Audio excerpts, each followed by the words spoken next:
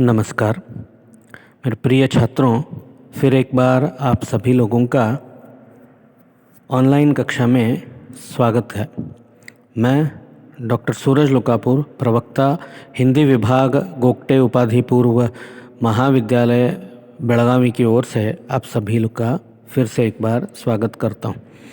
तो जैसे कि हमने पिछली कक्षा में स्वामी विवेकानंद जी का परिचय लिया युवाओं से पाठ के अंतर्गत, और उनके विचारों की पहली सीढ़ी जो वो कहते हैं कि मैं अपना विश्वास, अपनी आस्था केवल और केवल नव युवकों पर और युवतियों पर रखता हूँ, क्योंकि निर्माणकारी कार्य केवल उन्हीं से हो सकते हैं, और मैं अपने इस आशा की पूर्ति के लिए युवा और युवतियों को ही अपने कार्यकर्ताओं के रूप में चुनूंगा, जिन्हें मैं अप्रतिहत या अप्रतिहत गति से पूरे देश में फैला दूंगा, और वे मेरी आशा के अनुकूल देश के उद्धार कार्य में लग जाएंगे।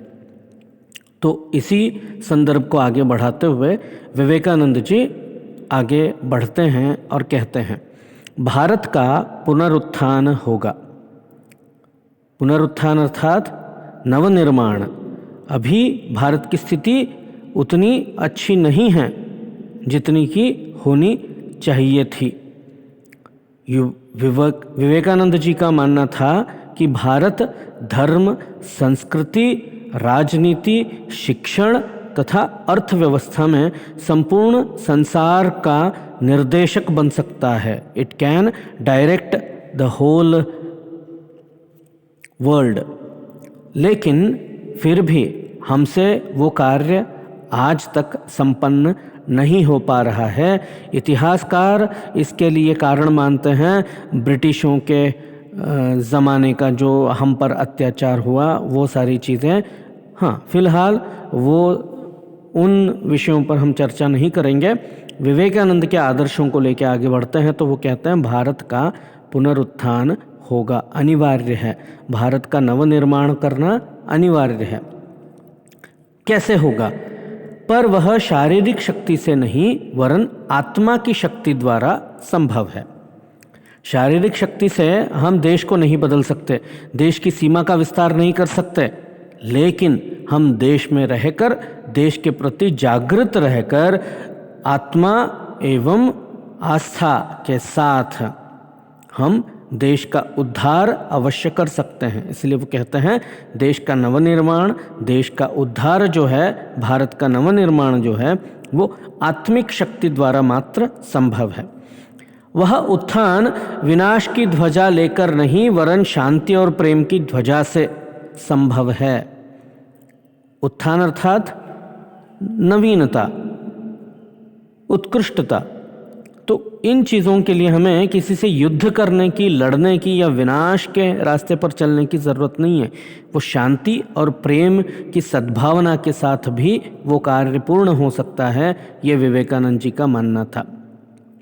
और वो कहते हैं, मैं अपने सामने यह एक सजीव दृश्य अवश्य देख रहा हूँ कि हमारी यह वृद्ध माता पुनः एक बार जागृत होकर अपने सिंहासन पर नव यौवनपूर्ण और पूर्व की अपेक्षा अधिक महामहिमान्वित होकर विराजी है। शांति और आशीर्वाद के वचनों के साथ सारे संसार में उसके नाम की घोषणा कर दो।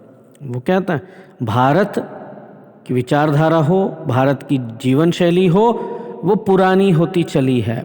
इसमें नवीनता आना आवश्यक है। इसका ही उदाहरण वो देते हैं कि भारतवर्ष एक बूढ़ी माता है, वृद्ध माता है, लेकिन अब युवा एवं युवतियों के परिश्रम से, उनकी आत्मा की शक्ति से इसमें भी नव यौवन भरते जा रहा है। और हमारी वृद्ध माता पुनः एक बार युवा, जो हमारे प्रधानमंत्री कहते हैं युवा भारत की कल्पना, तो वो विवेकानंद जी की कल्पना है, किसी एक व्यक्ति की नहीं, विवेकानंद जी की सोच है। तो वो नवीनता, वो युवापन जो है भारत में पुनः प्रस्तुत हो रहा है। क्यों? क्योंकि युवाओं से। शीर्षक इसीलिए लिया गया है। हर पैराग्राफ के अंत में आप देखोगे कोई ना कोई संदेश होगा जो युवाओं के लिए होगा।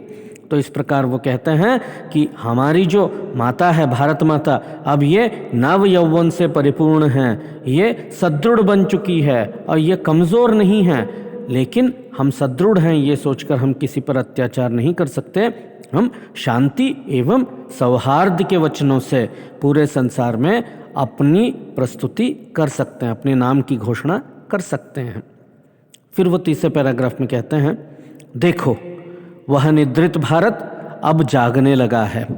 तो छात्रों, कई बार ये चर्चा में आता है कि भारत में कुछ नहीं है, भारत का कुछ नहीं हो सकता, भारत केवल गरीबों का देश है।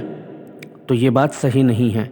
इसको विवेकानंद ने अपने समय में ही, आज से 150 साल पहले ही उन्होंने देख लिया था, आज से 25 साल पहले ही उन्होंने अनुमान लगा लिया था कि भारत की अवस्था जो है वो विश्व भर में विश्व नेता के रूप में जानी जाएगी। इसलिए उन्होंने अपने इस निबंध में ये सारी बात कही है। तो वो कहते हैं, अब निद्रित भारत जागने लगा है। आज का जो युवा है ये अत्यंत कुशाग्र है, बुद्धि शक्ति संपन्न है, सोच समझकर निर्णय लेने की शक्ति रखता है, ताकत रखता है। तो ऐसे युवा पीढ़ी से संपन्न भारत को अब कोई धोखा नहीं दे सकता, उसे कोई सुला नहीं सकता, क्योंकि अब भारत जाग चुका है। जैसे मानो हिमालय के प्राण पद वायु स्पर्श से मृतदेह के शिथिल प्राय अस्थि मांस तक में प्राण संचार हो रहे हैं, वैसे ही भारत जागृत हो रहा है। तो छात्रों, आप ये मानते ही हो कि जीवन के लिए ऑक्सीजन कितना इम्पोर्टेंट है, आम्लजनक जिसको हम कहते हैं वो कितना आवश्यक है। शुद्ध वायु में, शुद्ध पानी में, शुद्ध भूगुण में जितनी अधिक मात्रा रहती है ऑक्सीजन की, और जहाँ पर जीवन फलता फूलता है, वैसी धरती भारत में हिमालय की गोद में बसे कश्मीर, श्रीनगर, जम्मू ये सारे माने जाते हैं। वहाँ का वातावरण अत्यंत शुद्ध है, तो वहाँ के लोगों का जीवन क्रम भी अत्यंत शुद्ध है, वो लंबे समय तक जी सकते हैं। उसी का उदाहरण यहाँ पे वो देते हैं, जैसे रोग नहीं, निराशा नहीं, निरासक्ति नहीं, शक्तिहीनता नहीं, सबल सदृढ़ सुंदर जैसे वहाँ के लोग होते हैं, वैसे ही मानो आज पूरे भारत में हिमालय के प्राणप्रद जीवनदायी वायु का संचार पूरे भारत में होता हुआ दिखाई दे रहा है। जड़ता धीरे धीरे दूर हो रही है। जड़त्व जो है कि हम क्यों काम करें, हमसे नहीं होगा, देखेंगे, होगा सो होगा, ऐसी भावनाएं आज के भारत के नवा युवक में या युवती में, नवीन पीढ़ी में देखने को नहीं मिलते। अगर आप आज के नव युवक युवतियों को कोई एक बात अगर आप बोल देते हो, किसी एक बात के लिए आप आह्वान करते हो, तो पूरे जोश खरोश के साथ वो उसमें सम्मिलित होते हैं। जो कंधे हैं, क्षमा कीजिए, जो अंधे हैं वे ही नहीं देख सकते, और जो विकृत बुद्धि हैं वे ही नहीं समझ सकते कि हमारी मातृभूमि अपनी गंभीर निद्रा से अब जाग रही है। तो छात्रों, आप आए दिन सुनते हो कि भारत में अभी भी बेरोजगारी है, भारत की शिक्षण व्यवस्था ठीक नहीं है, भारत में ये सही नहीं, भारत में वो सही नहीं, भारत में अभी भी धर्मांधता है। तो ये सारी बातें वही लोग कर रहे हैं जो आँख होते हुए भी देख नहीं सकते, मतलब जो अंधे हैं वो देख नहीं पा रहे, और जो मतिहीन हैं या बुद्धिहीन हैं वही समझ नहीं पा रहे हैं कि भारत अब उन्नति के मार्ग पर अग्रसर हो चुका है, इसको अब संसार में कोई नहीं रोक सकता। तो जो विकृत बुद्धि हैं, जिनसे भारत की तरक्की सही नहीं जाती, जो भारत में रहकर भारत के विरुद्ध में बोलते हैं, उनकी बुद्धि कैसी है, विकृत बुद्धि है। ये विवेकानंद जी अपने समय में ही भांप गए थे। इसलिए वो कहते हैं, क्या नहीं देख पा रहे, क्या नहीं समझ पा रहे, मातृभूमि अपनी गंभीर निद्रा से अब जाग रही है। तो हमारे भारत की जो ध्वजा है, भारत की जो स्थिति है, ये अब निद्रा अवस्था से निकलकर जागृति की ओर बढ़ चुकी है। ये वैसे लोग नहीं देख पा रहे। अब कोई उसे रोक नहीं सकता, अब यह फिर सो भी नहीं सकती। कोई बाह्य शक्ति इस पर इस समय इसे दबा नहीं सकती, क्योंकि यह असाधारण शक्ति का देश अब जाग कर खड़ा हो गया है। तो अब हम पर अत्याचार कोई नहीं कर सकता, क्योंकि हम अब सदृढ़ हो चुके हैं, क्योंकि हमने अपने देश के मुख्य विषयों में या फिर मुख्य धरातलों पर युवाओं को रखना, युवाओं की भर्ती, युवाओं के हाथ में देश के तरक्की की बागडोर हमने सौंप दी है। एक नवीन भारत निकल पड़े तो एक शुभकामना भी है। कैसे? पुरानी चीज़ें छोड़ दो, पुरानी मान्यताएं छोड़ दो, नए सिरे से हम देश की प्रगति और उन्नति के लिए अग्रसर होते हैं। तो इसलिए वे विवेकानंद एक सुझाव देते हैं, एक नवीन भारत निकल पड़े। हमें पुराना भारत नहीं चाहिए, हमको नया भारत चाहिए, जागृत भारत चाहिए, स्वतंत्र भारत चाहिए। हमको परतंत्र या फिर निस्तंत्र भारत नहीं चाहिए। We don't want dependent India, we don't want independent India, we want self dependent India. तो वो कहते हैं ये कब संभव होगा?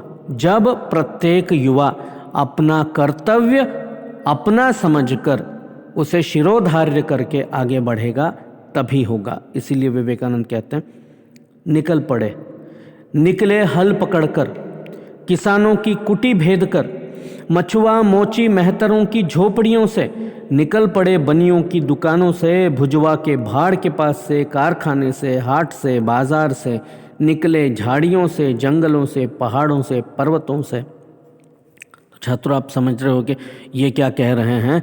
प्रत्येक शब्द में अपने अपने धर्म, संस्कृति, जाति, इसी को लेकर हम लोग आजकल भिड़ पड़े हैं। लेकिन वो कहते हैं निकल पड़ो, उन अंधश्रद्धाओं से निकल पड़ो, आगे बढ़ो और देश की उन्नति के लिए, देश की प्रगति के लिए। क्योंकि देश प्रगति करेगा तो व्यक्ति की प्रगति होगी, व्यक्ति की प्रगति होगी तो समाज की प्रगति होगी, समाज की प्रगति होगी तो धर्म एवं संस्कृति, साहित्य, इतिहास, राजनीति, इन सब में भी प्रगति होगी, परिवर्तन आएगा। इसलिए वो कहते हैं घर पे बैठ के उपदेशवाद नहीं करना है, निकलो और कार्य प्रवृत्त हो जाओ, अपनी जिम्मेदारियां अपने माथे पर धारण करो और किसी के बताए जाने से पहले ही अपने कर्तव्यों का पालन करना शुरू करो। फिर एक सवाल आता है, जब विवेकानंद कहते हैं कि नवीन भारत, नवीन पीढ़ी, नई चीज़ें, तो क्या जो अभी तक जो भारत चलता आ रहा है, जिस भारत ने हमें अपनी गोद में रख कर इतना पाला पोसा बड़ा किया, तो वो बूढ़ा हो चुका है। बूढ़ा होना मतलब मृत्यु सादृश्यता, मर जाना। तो क्या भारत मर जाएगा? ये सवाल है विवेकानंद जी का प्रत्येक देशवासी के लिए। तो क्या भारत मर जाएगा? क्या आप उसे मरने दोगे? तो क्या होगा जवाब? नहीं। हम गर्व के साथ कहेंगे नहीं, हम उसे मरने नहीं देंगे। हाँ, मान लो अगर भारत मर गया तो विश्व में उसका प्रभाव क्या पड़ेगा, उस पर ये बात करते हैं। तो क्या भारत मर जाएगा? हाँ, अगर मर गया तब तो संसार से सारी आध्यात्मिकता का समूल नाश हो जाएगा। पूरे संसार को किसी ने अगर आध्यात्मवाद दिया है तो वो भारत है। क्यों? जितने साधु, संत, श्रेष्ठ, शिरोमणि, ऋषि, मुनि हुए हैं, वो सब के सब भारतीय थे। भारत के भू, तल, जल, वायु, परिसर से संबंध रखने वाले श्रेष्ठ मानवीय वक्ता थे। उनके मुख से निकली वाणियाँ ही वेद बन गई, उपनिषद बन गई। तो पूरे संसार को जो आध्यात्मिकता है, फिलॉसफी जिसको हम कहते हैं, हाँ भले साइंस हमें दूसरे देशों ने सिखाया होगा, लेकिन साइंस होता है ये फिलॉसफी बताती है, धर्मशास्त्र बताते हैं। तो ये जो स्थिति है, धार्मिकता जो है, आध्यात्मिकता जो है, ये अगर पूरे संसार को किसी ने दिया है तो वह है भारत। तो अगर मान लो भारत मल गया, मूल अर्थात जड़, रूट्स, तो पूरे संसार के फिलॉसफी के रूट्स कहाँ हैं? इंडियन फिलॉसफी में हैं, भारतीय आध्यात्म शास्त्र में हैं। तो अगर भारत मर गया तो पूरे संसार से आध्यात्मिकता का नाश हो जाएगा। सारे सदाचार पूर्ण आदर्श जीवन का विनाश हो जाएगा। सदाचार पूर्ण आदर्श जीवन, आइडियलिस्टिक वर्चुअल लाइफ जिसको हम कहते हैं। भारत के देशों में जाओगे आप, एक हद तक माता पिता का बच्चों के साथ संबंध रहता है। उसी संदर्भ को अगर हम लेके भारत में देखें तो मरते दम तक माता पिता का बच्चों के साथ संबंध रहता है। तो एक छोटा उदाहरण है। इसी प्रकार आप अगर कंपैरेटिव स्टडी करोगे, तुलनात्मक अध्ययन करोगे, तो आपको पता चल जाएगा कि भारत के आचरण, भारत की मान्यताएं, भारत का पारिवारिक संदर्भ कितना प्रगाढ़ है, कितना अद्वितीय है, यह कहीं देखने को नहीं मिलता। सारी भावुकता का भी लोप हो जाएगा। पूरी दुनिया मानती है भारतीय सेंसिटिव होते हैं, भावुक होते हैं। हमारे लिए खास करके विदेशों में कहा जाता है Indians are emotional fools, we accept that. हम में भावनाएं हैं, हम भावुक जीव हैं, हम भावनाओं के साथ जीते हैं, हम भावनाओं के रहित नहीं जी सकते। इसलिए भले हम अमीर हों, गरीब हों, श्रद्धालु हों, अंधश्रद्धालु हों, सब में एक तादात्म्य है, एक जुट रहने की जो तात्विक स्थिति होती है वो हम में देखने को मिलती है। लेकिन अगर भारत मर गया तो संसार में जहाँ कहीं भी भावुकता का आधार है, भावुक जीवन शैली है, उसका भी नाश हो जाएगा। और उसके स्थान पर जब सारी अच्छाई, सारी सदाचार, सारे कर्तव्य स्रोत या सारी भावनाएं जब मर जाएंगी तो उनके स्थान पर होगा क्या? उनके स्थान पर काम रूपी देव और विलासी रूपी देवी राज्य करेंगी। हमारे यहाँ पे भगवान राज्य करता है, विदेशों में कौन राज्य करता है? मनुष्य करता है, या फिर काम, वासना एवं विलासिता, इनका राज चलता है। धन उनका पुरोहित होगा। हमारे यहाँ पे पुरोहित धर्मशास्त्र को जानने वाले होते हैं। बाहर के देशों में अगर आप देखोगे तो धन ही पुरोहित का काम करता है। पैसा फेंक, तमाशा देख, वैसी स्थिति। प्रताड़ना, पाशविक बल और प्रतिद्वंद्विता, यही उनकी पूजा पद्धति होगी। प्रताड़ना मतलब एक दूसरे को चोट पहुंचाना, दुख पहुंचाना। पाशविक बल का प्रयोग करना, पाशविकता का उदाहरण प्रस्तुत करना। और तीसरा है प्रतिद्वंद्विता, कंपटीशन। आप देखते हो विदेशों में अमीर ज़्यादा देखने को मिलते हैं आपको। क्यों? वो अपने काम से काम रखते हैं। सब में एक प्रतिद्वंद्व लगा रहता है, कंपटीशन रहता है, सेल्फ डिफाइंड कंपटीशन जिसे कहा जाता है कि उसका नुकसान नहीं करना है, लेकिन मुझे उससे ज़्यादा धनवान बनना है, उससे ज़्यादा श्रीमंत बनना है। और इसी होड़ में वो मानवीयता भूल जाता है। भारत में वैसा नहीं है। अगर पड़ोसी ने कोई अच्छा काम किया तो हम उसकी खुशी में शामिल होते हैं, मिठाइयाँ बांटते हैं, मिठाइयाँ खाते हैं, जश्न मनाते हैं। विदेशों में ये देखने को नहीं मिलता। क्यों? वहाँ पे प्रतिद्वंद्विता की भावना ज़्यादा है। इसलिए वो कहते हैं अगर संसार से सारी सद्भावना मिट जाए तो संसार कैसा होगा। और फिर वो कहते हैं मानवता ही उनकी बलि सामग्री हो जाएगी। ह्यूमैनिटी जिसे हम कहते हैं, भारत में बहुत ज़्यादा है। दूसरों की तकलीफ़ हमसे देखी नहीं जाती, हम असहनीय हो जाते हैं, दूसरों का दुख हमारा दुख बन जाता है। विदेशों में या पाश्चात्य संस्कृति में ये चीज़ें देखने को नहीं मिलती। ऐसी दुर्घटना कभी हो ही नहीं सकती, ऐसा नहीं होना चाहिए और होगा नहीं, क्योंकि भारतीय ऐसी स्थिति आने नहीं देंगे। ये विवेकानंद जी का भारतीय युवाओं पर खासकर अपनी आस्था को प्रस्तुत करने का एक नज़रिया है। आगे चल के वो कहते हैं भारत इतना सदृढ़, इतना सुसंपन्न, इतना सुसंस्कृत क्यों है? क्योंकि भारत के राष्ट्रीय आदर्श हैं, नेशनल आइडियलिटी या फिर आइडियलिज्म जिसे हम कहते हैं। राष्ट्रीय आदर्श, राष्ट्रीयता अलग है, राष्ट्रीय आदर्श अलग है। आइडियलिज्म जो है इंडियंस का, भारतीयों का, वो अलग है। कैसे? भारत के राष्ट्रीय आदर्श हैं त्याग और सेवा। Every Indian believe in sacrifice and service. ये हमारे देश के रक्त में है, हमारे देश के मूल बीज में है। भारत में पैदा हुआ प्रत्येक व्यक्ति इन 2 गुणों का मालिक होता है। पहला है त्याग। त्याग मतलब बॉर्डर पे खड़े होकर देश की सुरक्षा में जान गंवा देना। केवल यही त्याग नहीं है, ये श्रेष्ठ त्याग है, लेकिन केवल यही त्याग नहीं है। एक माँ अपने बच्चे के लिए, एक पिता अपने बच्चे के लिए, एक भाई अपने भाई या बहन के लिए, एक बहन अपने छोटे भाई या बहनों के लिए। यहाँ से हमारे जीवन में त्याग का आवरण संपन्न होना शुरू होता है। तो हम त्यागी हैं। बचपन से ही हमने अपने आस पड़ोस के साथ तालमेल बिठाकर रखने के लिए कई बार त्याग कर रखा है। एंड वी बिलीव, हम इसमें अत्यंत गर्व के साथ और विश्वास के साथ कह सकते हैं कि हमें सेवा भावना ज़्यादा है। We believe in service. भले हमें दूसरा या दूसरे व्यक्ति से कोई उत्पन्न न हो, दूसरे व्यक्ति से कोई हमें मुनाफा न हो, फिर भी हम उसकी सेवा करने में विश्वास रखते हैं। इसके लिए अगर हम उदाहरण देना शुरू कर दें तो उम्र ख़त्म हो जाएगी। हम सेवा भाव में विश्वास रखते हैं।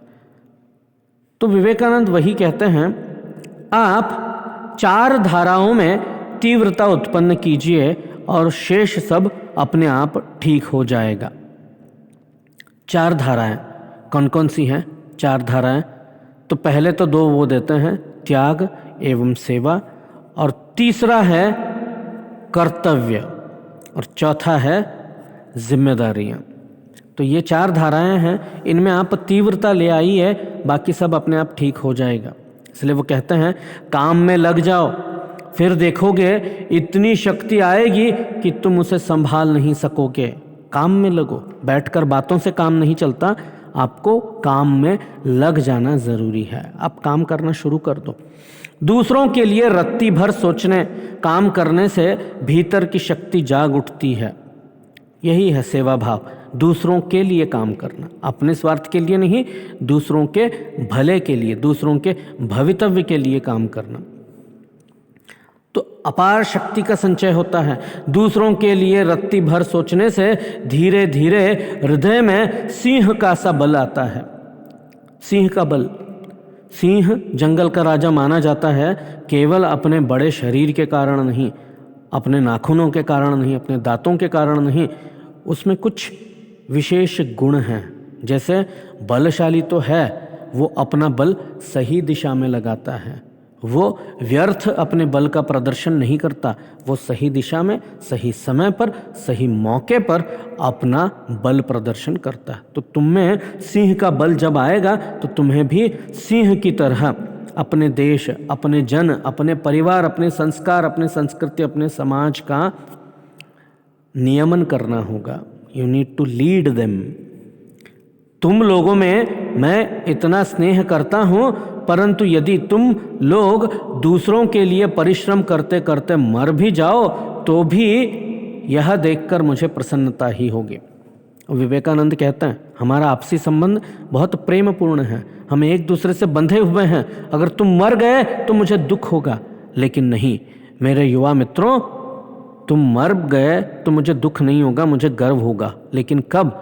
जब तुम दूसरों के लिए काम करते करते अपना परिश्रम दूसरों के भलाई के लिए जिस दिन करोगे, और उस समय अगर तुम्हारी मौत भी हो गई तो मुझे दुख नहीं होगा।